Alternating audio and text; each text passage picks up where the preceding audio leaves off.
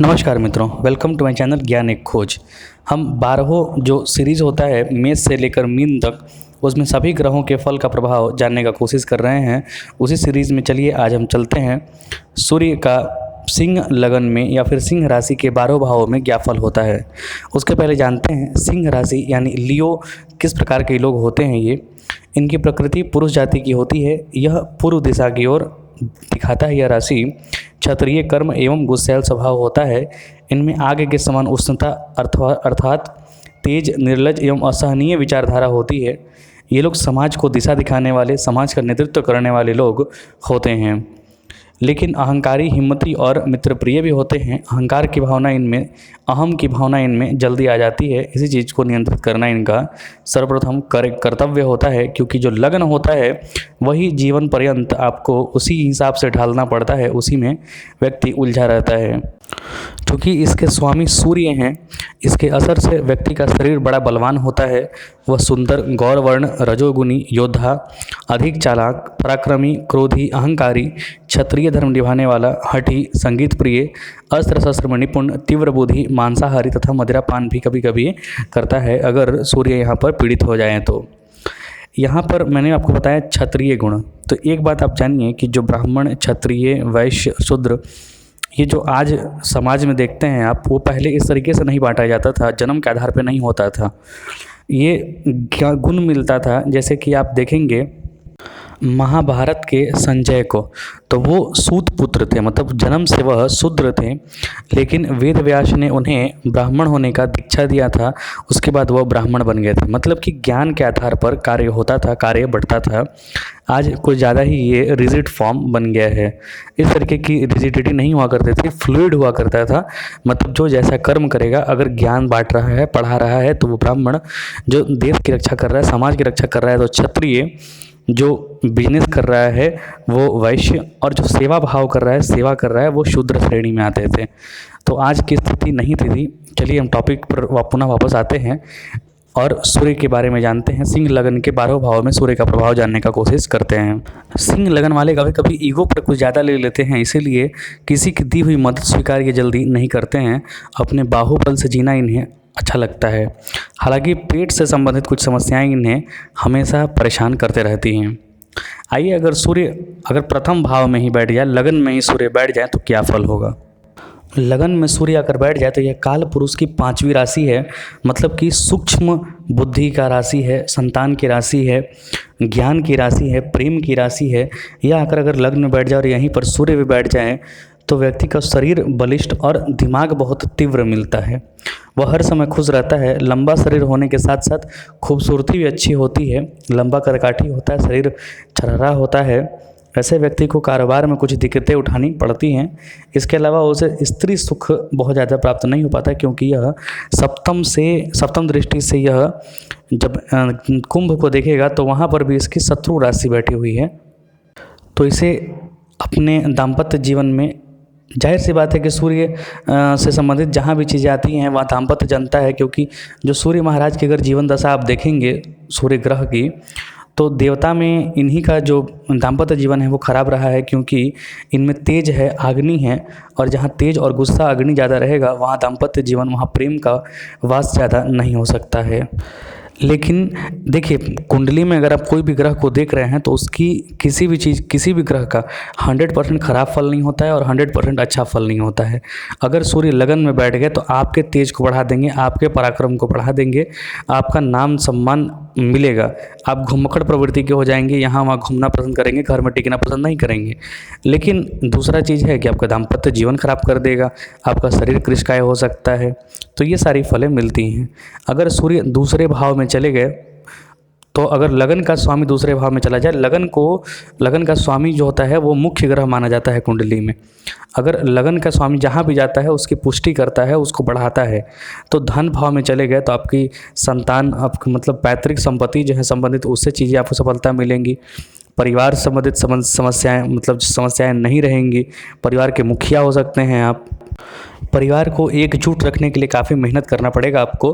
हालांकि यहाँ पर जो सूर्य बैठे तो काफ़ी परिश्रमी लोग बना देते हैं। कुटुंब भी उनका परिवार बहुत बड़ा मिल सकता है, इन्हें बड़ा मिलता ही है, जाहिर सी बात है। यहाँ पर सप्तम दृष्टि से वो 8वें भाव को देख रहा है जहाँ पर कि मीन राशि बना हुआ है। तो यहाँ पर उसे फ़ायदा मिलता है, अचानक से अप्रत्याशित, मतलब जहाँ सोचा नहीं हो वहाँ से भी इसे धन मिलता है। तो सूर्य का दूसरे भाव में अच्छा प्रभाव यही है कि कुटुंब अच्छा होगा, कुटुंब बड़ा होगा, कुटुंब का ये मुखिया हो सकता है। और बुरा प्रभाव यह है कि काफ़ी मेहनत मशक्क़त करनी पड़ती है इसे। अगर सूर्य तीसरे भाव में चले गए अपनी लगन से, तो यहाँ पर तुला राशि बना हुआ है और तुला सूर्य की नीच राशि होती है। तो यहाँ पर जाने से इनकी वाणी में काफ़ी गड़बड़ हो सकता है, क्योंकि वाणी का संचार तीसरे भाव से देखा जाता है और वाणी दूसरे भाव से देखा जा सकता है। तो दूसरे भाव में बैठेंगे तो वाणी भी आपकी तेज कटु हो जाएगी, लेकिन जब अगर तीसरे भाव में आकर बैठ गए तो यहाँ पर हकला सकता है व्यक्ति, या फिर जो बोलना चाहिए, मतलब वो बोलता कुछ और है और बाकी अगल बगल के लोग समझते कुछ और हैं। पराक्रम का प्रयोग यह अच्छे दिशा में नहीं कर पाएगा। अपने कुटुंब से, अपने भाई बहनों से इसे वैमनस्य का सामना करना पड़ सकता है, जो समस्याओं का सामना करना पड़ता है। उसका माँ बाप तथा भाई बहनों से झगड़ा बना रहता है, क्योंकि यहाँ पर नीच राशि में चले गए हैं। तो इन सब चीज़ों पर जरूर कार्य करना चाहिए। अगर ऐसा आपकी लाइफ में हो रहा है तो सूर्यदेव की आराधना कीजिए और इस पर कंट्रोल करने का प्रयत्न कीजिए, अच्छे फल मिलेंगे आपको। स्वभाव में कुछ चिड़चिड़ापन भी आता है। यहाँ से उच्च दृष्टि को देख रहा है, उच्च दृष्टि से देख रहा है भाग्य भाव को, तो उसका भाग्य में वृद्धि होता है, वह ईश्वर भक्त बनता है और धर्म के प्रति आस्थावान भी रहता है। तो सूर्य के यहाँ कुछ अच्छे फल भी हैं और कुछ खराब फल भी बताए गए हैं। अब अगर सूर्य यहाँ पर चौथे भाव मतलब कि वृश्चिक राशि में चला जाए, तो यह काल पुरुष की 8वीं राशि जो कि चौथे में आई है। तो आप घर से संबंधित गुप्त चीज़ें रखने का कोशिश करेंगे, अपनी माता से संबंधित चीज़ें गुप्त रखने का प्रयत्न करेंगे। यहाँ पर मित्र राशि होने की स्थिति में व्यक्ति को शारीरिक सुख की प्राप्ति होती है, वह समस्त रोगों से मुक्त हो जाता है। उसे माँ, जमीन और भवन का अच्छा सुख मिलता है, लेकिन वह किसी से बताने का कोशिश नहीं करता है, उसे छुपा कर रखने का कोशिश करता है। यहाँ से थोड़ी समस्याएं उसे घरेलू संबंधों में आएंगी, क्योंकि सूर्य जहाँ बैठता है वहाँ जलाता है, तो घरेलू संबंधी समस्याएं उसे कुछ न कुछ बनी रहेंगी। कार्य क्षेत्र में उसे कड़ी मशक्कत करना पड़ेगा, क्योंकि यहाँ से जो सप्तम दृष्टि डाली उस 10वें भाव पर, तो वहाँ उसकी शत्रु राशि बैठी हुई है। तो कार्य क्षेत्र में उसे अधिक मेहनत करना पड़ेगा। हालांकि उसका अपना स्वयं का शरीर पुष्ट होता है। उसे अपनी माता का स्वास्थ्य रखना चाहिए, स्वास्थ्य का ख्याल रखना चाहिए और माता का देखभाल भी करना चाहिए। प्रायः देखा जाता है कि उसका पिता से नहीं बनता है। यहाँ अगर सूर्य पंचम भाव में चले गए, मतलब धनु राशि में चले गए, और कालपुरुष की कुंडली में यह पंचम के स्वामी भी हैं, तो यहाँ गए तो यहाँ पर जाके अच्छा फल देंगे, क्योंकि लगन के स्वामी हैं। संतान सुख देंगे, संतान की प्राप्ति होती है, वह सर्वगुण संपन्न हो जाता है। उसे सब लोग विद्वान भी समझने लगते हैं, चारों तरफ उसकी प्रसिद्धि बढ़ती है। सूर्य के प्रभाव से व्यक्ति अपना धार्मिक कार्य संपन्न करता है, उसे धन की प्राप्ति भी होती है। ऐसा व्यक्ति अपने काम से काम मतलब रखता है। प्रायः आप देखेंगे कि ऐसे व्यक्ति जो कि जिसका सूर्य पंचम में है, वो अपने काम से काम मतलब रखेगा, और मित्र दृष्टि पड़ रही है 11वें स्थान पर, तो उसे लाभ भी, आय भी कहीं न कहीं से होता रहता है। उसके बड़े भाई बंधु जो हैं वो काफ़ी विकास करते हैं, अच्छा नाम कमाते हैं। सूक्ष्म बुद्धि, सूक्ष्म दृष्टि उसकी होती है। हालांकि यहाँ पर यह भी देखा जाता है कि उसे घूमने की आदत बहुत ज़्यादा हो जाती है। सूर्य अगर छठे भाव में चले गए मकर राशि में, तो यहाँ पर जो सूर्य हैं वो खाना, अच्छा खाने का आदत डाल देते हैं। और चूँकि यह शत्रु राशि है, तो शत्रु राशि होने से उसे काफ़ी संघर्ष करना पड़ेगा, लेकिन संघर्ष की घर है ये, तो यहाँ पर आकर सूर्य अच्छा फल देते हैं, क्योंकि पराक्रम की राशि है, संघर्ष की राशि है। तो सूर्य यहाँ पर अच्छा फल देंगे, उसे निरोग बनाएंगे, उसे शत्रुओं से विहीन कर देंगे। कहने का मतलब शत्रुओं पर वो भारी पड़ेगा, अपने दुश्मनों पर वह आसानी से विजय प्राप्त कर लेगा। वह समस्याओं से बिल्कुल नहीं घबराएगा, किसी भी समस्या से दो चार होने में एकदम तैयार रहता है हमेशा। सूर्य के छठे भाव में होने से व्यक्ति काफ़ी धीरजवान भी होता है, धैर्यवान भी होता है, मतलब तुरंत हड़बड़ाता नहीं है, किसी भी चीज़ को एकदम अच्छे से संभाल लेता है। लेकिन जो 12वें घर पर दृष्टि डालेगा तो शरीर से संबंधित अनेक कष्ट उसे उठाने पड़ेंगे। जाहिर सी बात है कि अगर छठे घर में सूर्य बैठ के शत्रुहंता योग बना रहा है, तो शत्रुओं से कुछ ना कुछ समस्याएं तो आपको भी होंगी, तभी तब शत्रुओं पर विजय प्राप्त करेंगे। तो शारीरिक संबंधी कष्ट उठाने पड़ते हैं, व्यय होता है, खर्च होता है। और कभी कभी प्रायः यहाँ पर देखा जाता है कि उसके विश्वास पात्र लोग, जो अपने लोग होते हैं, उसी से उसे धोखा मिलता है। सूर्य अगर सप्तम भाव में चले गए, वृश्चिक माफ कीजिए कुंभ राशि में चले गए, तो वो लगन को भी देख रहे हैं, लगन को बलवान कर देंगे, व्यक्ति को स्वयं को बलवान कर देंगे, लेकिन उसका दाम्पत्य जीवन चला देंगे। दाम्पत्य उसका बहुत अच्छा नहीं कहा जा सकता है। उसको उस व्यक्ति को कई समस्याओं का सामना करना पड़ता है दिनचर्या में। डेली के डेली काम जो होते हैं उसमें काफ़ी समस्याओं का सामना करना पड़ता है। व्यापार जो प्रारंभिक व्यापार जो प्रारंभ करता है यह, वहाँ पर शिथिलता होता है, व्यापार में बहुत अच्छा मन भी नहीं रखता है ऐसे, क्योंकि यह घुमक्कड़ या यावर प्रकृति का होता है।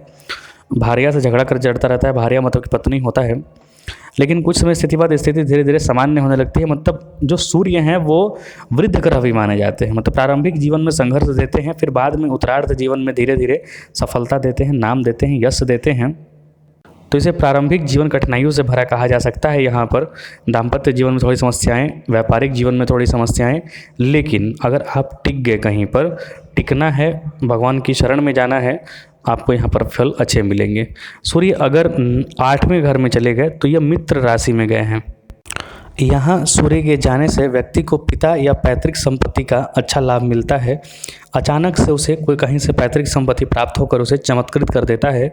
उसके उम्र में बढ़ोतरी होती है, क्योंकि सूर्य लगन के मालिक हैं, तो जहाँ जाएंगे उसे बढ़ाएंगे। तो 8वां घर आयु का होता है, तो आयु बढ़ाएंगे, दीर्घायु करेंगे। शारीरिक शक्ति का अच्छा विकास होता है। ग्रह स्थिति अनुकूल होने से व्यक्ति को कठिन मेहनत द्वारा धन एवं परिवार का सुख दोनों मिलता है। ऐसा व्यक्ति बड़ा अहंकारी भी कभी कभी देखने को मिलता है। 8वें में अगर सूर्य चले जाएं तो अहंकारी भी व्यक्ति हो जाता है। तो अहंकार की भावना को उसे त्यागना चाहिए। उसके ससुराल वालों से उसकी बहुत अच्छी नहीं बनती है, यह भी प्रायः देखा जाता है, लेकिन ससुराल वाले बड़े लोग होते हैं। सूर्य का यहाँ पर मिला जुला फल कहा जा सकता है। सूर्य यदि 9वें भाव में जाकर मेष राशि में ही बैठ गए तो यहाँ पर वो अत्यधिक बलवान हो गए, क्योंकि लग्न का स्वामी अगर भाग्य में जाकर बैठ जाए तो भाग्य से वो सब कुछ प्राप्त कर लेता है व्यक्ति। और ऊपर से यहाँ उच्च घर में जाकर बैठे हैं तो व्यक्ति धार्मिक होगा, धार्मिक स्वभाव का होगा, धार्मिक कार्यों में रुचि लेगा, वह सारे कार्य समय पर एवं सुंदर तरीके से करना पसंद करता है। उसकी भाग्य वृद्धि भी होती है और दयनीय स्थिति अचानक सुधरने लगती है। मतलब देखिए, सूर्य 9वें भाव में बैठा है तो एक फल तो उसे अवश्य मिलेगा, पिता संबंधी समस्याएं रहेंगी और प्रारंभिक जीवन उसका संघर्ष में रहेगा। लेकिन धीरे धीरे अचानक से, क्योंकि लगन का मालिक है यहाँ अगर बैठा है, तो अचानक से उसे सफलताएँ मिलनी प्रारंभ हो जाएंगी और जीवन उसका धीरे धीरे सुखमय होता चला जाएगा। प्रायः देखा जाता है कि 21 वर्ष के बाद इसकी समस्याएँ धीरे धीरे समाप्त होने लगती हैं। हालांकि यहाँ से जो सप्तम दृष्टि देख रहा है 3रे भाव पर, जो नीच दृष्टि पड़ रही है, तो पारिवारिक जीवन में कुछ समस्याएं कुछ बन सकता है, क्योंकि वहाँ पर छोटे भाई बहनों का घर है, छोटे भाई बहन से समस्याएं हो सकती हैं और उसकी अपनी गलतियाँ उसके लिए अभिशाप बन जाती हैं। तो उसे सोच समझ कर यहाँ पर निर्णय लेना चाहिए, अपने से गलती नहीं करना चाहिए, वरना उसे पछताना पड़ता है। ऐसा व्यक्ति का शरीर मोटा हो जाता है, प्रायः ऐसा देखा गया है। ये सूर्य के 9वें भाव में बैठने के फल थे।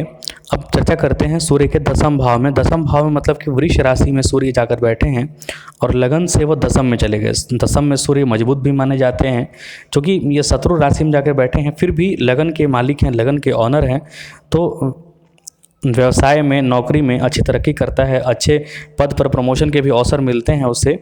हालांकि उसके अपने पिता के साथ कुछ वैमनस्य बन चलता रहता है, दौड़ धूप काफ़ी बनती है, क्योंकि संघर्ष की बैल वाला जब वृषभ राशि में गया है तो उसे कठिन परिश्रम तो उसे करना पड़ेगा। लगन का मालिक होने से भी क्या है, कठिन परिश्रम करना पड़ेगा। लेकिन नाम बहुत कमा लेता है व्यक्ति, नाम, शौर्य, जो इज्जत होता है वो काफ़ी कमा लेता है, यहाँ पर उसे मिलता है। 10वें भाव में सूर्य बलि भी माने जाते हैं। यहाँ से वो सप्तम दृष्टि से जो 4थे भाव को देखा तो वहाँ पर मित्र दृष्टि पड़ रही है, तो माँ का बहुत लाड प्यार इज्जत मिलता है, प्यार मिलता है। उसका रहन सहन उच्च दर्जे का हो जाता है, उसे सभी सुख सुविधाएं यहाँ पर प्राप्त होती हैं, नाम सम्मान सब कुछ उसे प्राप्त होता है। यहाँ पर सूर्य का अच्छा फल है। हालांकि शत्रु राशि में बैठे हैं लेकिन लगन के मालिक हैं, तो अच्छा फल देंगे। अगर सूर्य आपके एकादश स्थान में बैठ जाए, जो कि मित्र राशि है उसकी, तो यहाँ पर प्रायः देखा गया है कि थोड़ा लेट उम्र में, कहने का मतलब 30 के पार के बाद व्यक्ति को धीरे धीरे सफलताएं मिलती हैं। और जिसका भाग्य प्रबल हो, मतलब कि मंगल मजबूत हो, उसे तो प्रारंभिक जीवन में ही सफलता मिल जाता है। यहाँ पर व्यक्ति को दयनीय स्थिति से गुजरना पड़ता है। हालांकि उसके बाद धीरे धीरे उसकी स्थिति में सुधार होती है, आमदनी में बढ़ोतरी होने लगती है, शरीर उसका हृष्ट पुष्ट होता है, शरीर में काफ़ी मतलब शरीर से काफ़ी बलिष्ठ होता है वह, उसकी सारी चिंताएँ परेशानियाँ दूर होने लगती हैं। यहाँ से जो मित्र दृष्टि पड़ा पंचम भाव पर, तो ऐसा व्यक्ति संतान द्वारा अच्छा सुख सहयोग प्राप्त करता है। ऐसा व्यक्ति हमेशा सत्यवादी एवं आशावादी होता है। उसकी ऐसी प्रवृत्ति के कारण लोग उसे अहंकारी समझने लगते हैं। वो प्रायः अपने में ही मतलब उसका मन जो होता है बलिष्ठ होता है, मजबूत होता है। वो प्रायः अपने में ही निर्णय ले लेता है, अपने से ही आशावादी होता है, सत्यवादी होता है। 11वें घर में वैसे भी पाप ग्रहों को, क्रूर ग्रहों को मजबूत माना जाता है। उसे कहीं ना कहीं से सफलता मिलते रहती है, क्योंकि लगन अगर 11वें भाव में चला जाए, लाभ भाव में चला जाए, तो उसे कहीं ना कहीं से लाभ दिलवाते रहता है। अगर उसके जीवन में सूर्य की दशा भी मिल गई तो काफ़ी उन्नति जरूर करता है। सूर्य अब अगर 12वें भाव में चले गए, मतलब कि कर्क राशि में चले गए, तो यहाँ परिस्थित होने से व्यक्ति को बहुत कुछ खाने पीने के बाद भी बहुत अच्छा मजबूत शरीर नहीं मिलता। कहने का मतलब कि पतला कृशकाय शरीर होता है, क्योंकि लगन से यह 12वें में चले गए हैं तो शरीर का ही खर्चा करवाएंगे, लेकिन शरीर का मतलब निरोग रहता है। लेकिन शरीर जो बहुत देखेंगे आपकी बहुत खाता पीता है, लेकिन शरीर से पतला दुबला है। तो ऐसे व्यक्ति इस तरीके के आपको मिलेंगे। बाहर के लोगों से, मतलब कि अपने समाज से बाहर लोगों से, विदेश के लोगों से इसे काफ़ी सहयोग प्राप्ति होती है। वह अधिक खर्चीला बन जाता है, लेकिन खर्चा भी सोच समझकर सही ढंग पे करता है। इधर उधर शौक से घूमना, मनोरंजन करता है। ऐसा व्यक्ति किसी के सामने झुकना पसंद नहीं करता है, क्योंकि सप्तम दृष्टि से वो मकर राशि छठे भाव को देख रहा है, तो किसी के सामने झुकना पसंद नहीं करता है। लोग स्वयं ही उसके सामने झुक जाते हैं। उसके पास किसी भी वस्तु का अभाव नहीं रहता है, क्योंकि लगन में मतलब कि खर्चे के भाव में 12वें भाव में लगन के स्वामी चले गए हैं, तो उसे येन केन प्रकारेण कहीं से न कहीं से उसकी ज़रूरत की चीज़ें उसे सारी चीज़ें उपलब्ध हो जाती हैं। तो ये सूर्य के 12 भावों में, मतलब कर्क राशि, माफ़ कीजिए, सिंह राशि के 12 भाव में सूर्य के फल मैंने आपको बताए। इसी सीरीज़ में मैंने अभी तक मेष, वृष, मिथुन और कर्क राशि के भी 12 भाव में सूर्य के प्रभाव डाले हैं, फल डाले हैं। कृपया आप उन्हें देखें और सराहें। आपको कुछ खराब भी लग रहा है, कुछ अच्छा भी लग रहा है, वो भी ज़रूर लिखें। सत्वम त्वेव विज्ञी याशित ज्ञाशित वयम, मतलब कि there should be a desire to know truth. कुछ प्रोनाउंसिएशन में गलती हो तो क्षमा हो तो मुझसे क्षमा करें कृपया।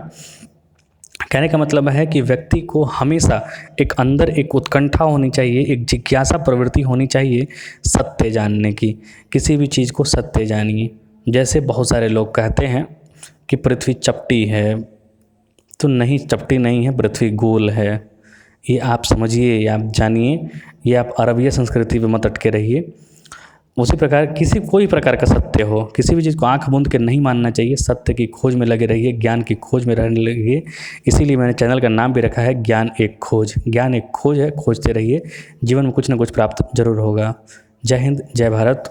कृपया चैनल को अपना आशीर्वाद जरूर दें, लाइक, सब्सक्राइब और शेयर जरूर कर दें।